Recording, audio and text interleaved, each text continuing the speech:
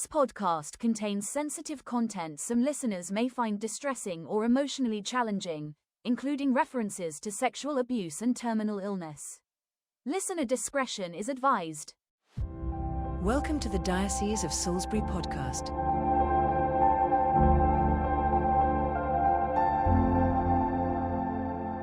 So Beatriz, we're here just 3.5 days before you're due to be ordained deacon on Sunday. How do you feel? I know. I feel extremely happy.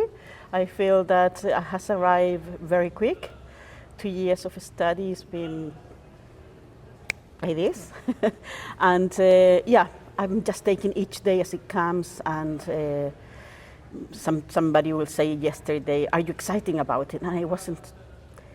The answer could be, no, I haven't even think about it. It's one day, I need to finish the day, start tomorrow, and I will explain why I am referring to that. Yeah, because you, understandably, lots of emotions and excitement, as you say, and what a wonderful culmination of your journey this is to be ordained on Sunday. Oh, it is incredible, But yes. you've also had a cancer diagnosis in the last few months, haven't you? Yes, that was a very shocking situation. Yes, in November last year.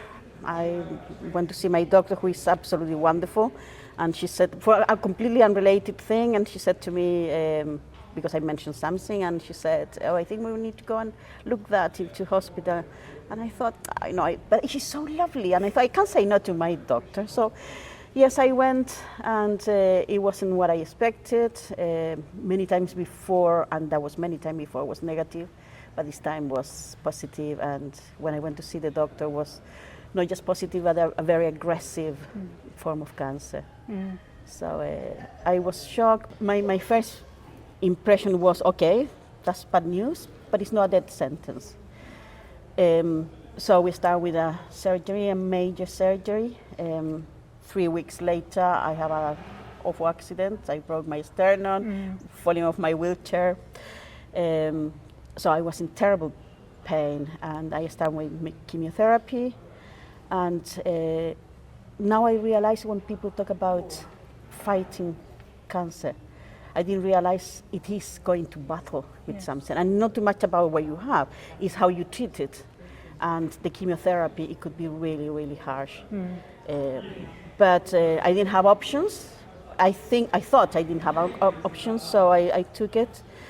But then I started with more symptoms, and not long ago, in fact, just 3 weeks ago, around that, I went to see my oncologist again for more, and explained I have more symptoms, and we went and I have some CT scan done, etc., and the result is that the cancer is not responding to the chemotherapy. And no, I want to say to the people who are suffering like me, it is options. It's not the end of the journey for many people. Maybe it is for me. The doctors say I have less than a year to live. I'm talking about a month. So yes, it's been difficult. You get, Lots of emotions, mix of emotions. It is. Yeah. Then it's the spiritual emotions, the thinking. God is taking me all the way from a long journey, spiritual journey, to here, to serve Him, His church, to serve His community, which I absolutely love the community work. And you say, I'm gonna die. How do you say, I'm juggling things, but like, how can you juggle death and community work? But then I realized, you know what? In heaven I can still do something for the community. Because if we read in the book of Revelation, the 24 elders sitting in front of the throne, in front of God and Jesus Christ, they are serving, they're worshiping, they are throwing their incense and their crown and say, we do whatever you want. So here on earth or in heaven, I will be serving my God. And that's my first and greatest, I don't know, how do you call it? Command. Yes. Or goal in my life, And life carry on. That's the beauty. I remember when Jesus Christ was dying in the cross, and He died, and the curtain of the temple tear apart in two. And it's no more division. It's no separation.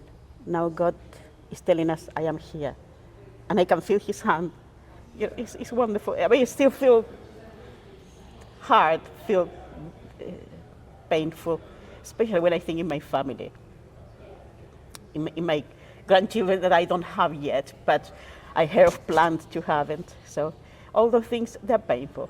But every day I see things turning in such a way that I can see God looking after my family, my children, my boys. My boy's 6'2", you know. So I feel like he is telling me, it's going to be okay. You are going to be all right. Don't worry. And Santa Teresa said, we are incomplete until we are with God. And I'm going to be complete sooner rather than later. And that is beautiful. And I'm going to be ahead of many other people. But yeah. And Beatriz, so we've known you a little bit before some things. You've been in the diocese a while, haven't you? And you have been serving God for many, many years and decades, haven't you? You've been working with refugees and migrants near your home. And do you want to just say a bit about what you're willing to share about your journey to the UK? Because you've experienced lots of suffering and in your life in different ways, haven't you? Yes, I did mention something about my childhood. I am a victim of child sexual abuse, and then as an adult also sexual abuse. And I have received therapy and treatment, which is saving me. You know, it's been fantastic. And I see God looking after me through my life. But also I grew up in a country where it was a difficult situation. In 1870 came the first democratic selected communist president, Salvador Allende. And the people, the country want him. But other countries in Latin America and in North America, they didn't want that. It's always that polarization of the people in the right and the people in the left. And it's always that position that people put themselves, or they let them to put themselves in terms of is something evil and something good. So it was a lot of interference from other countries, from other, and it was a coup in 1973. And I remember I was skating in the street when I saw the hawker hunter flying and throwing bombs in the Moneda, which is the White House sort of. And the president died, and Chile changed completely. And for many years, then we have a totalitarian government, the government of Augusto Pinochet, with other people from the army. So that was very tough for many people. Hundreds of thousands have to leave the country and live in other places. And that's something they have a choice. They have or live or die.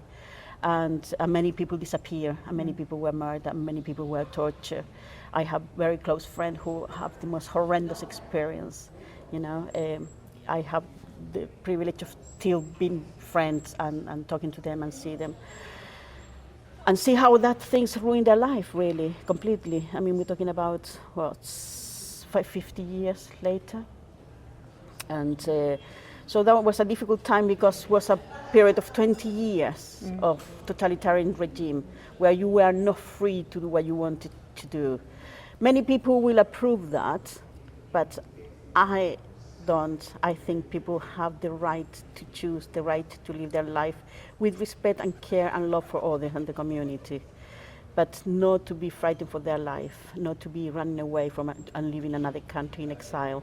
That is terrible. And things have changed now, and hopefully for better. However, we see so many in the world, so many changes now. They are not getting into politics, but we see a lot of polarization again, a lot of people very unhappy and demonstrating that happiness and lack of understanding in a very aggressive way. And we see it here in Salisbury, well, in Bournemouth, where I live, especially with foreigners, with asylum seekers, refugees, with religious group.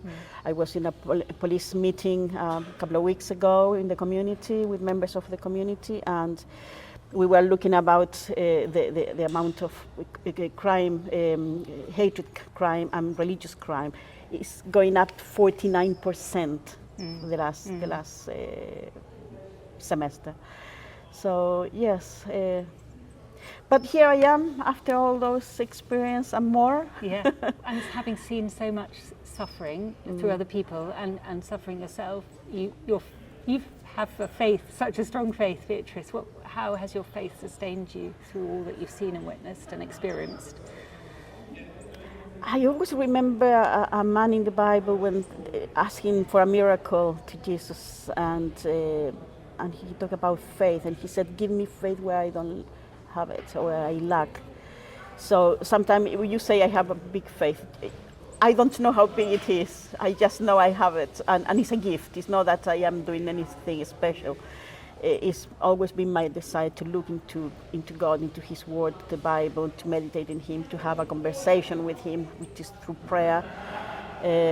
But I think it's a gift, and as a gift, sometimes the little children say, "Daddy, could you give me that gift, please?" And "Daddy, could you give me faith?" And I call it Daddy. I call it Abba Father. And I think that's the way, because sometimes we don't know what we want in life. And if it's faith, if it's joy, if it's self-control, He will give us what we need, and that's the main thing. So all the glory goes to Him, not to me in any aspect, because I know many other people have suffered even more than me, and Jesus Christ suffered, and He is in the middle of our suffering, and everybody's suffering. So we are not alone when we journey through life. I think those of us know you a little, and I know there are many that know you far better, Beatrice, are just so happy that you will be here on Sunday and being ordained, and thank you for being a blessing to us all who hear your story, and for the blessing you will continue to bestow on others. Thank you so much. Thank you very much for all the work you do, and to ask me to give a little bit of my experience, and yeah, thank you. Is there anything else you'd like to say that you haven't covered? Is there any?